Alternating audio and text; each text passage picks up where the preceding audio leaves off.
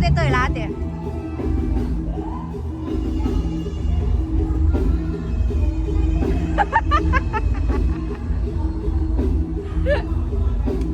กินโลดเห็นกินได้ก็ดีใจดอก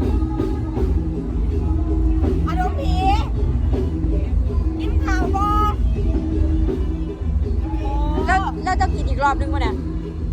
อีกรอบนึงป่ะแม่นค่ะก็ดูกันฉาก2ฉาก3แล้วก็น่าจะเตยลา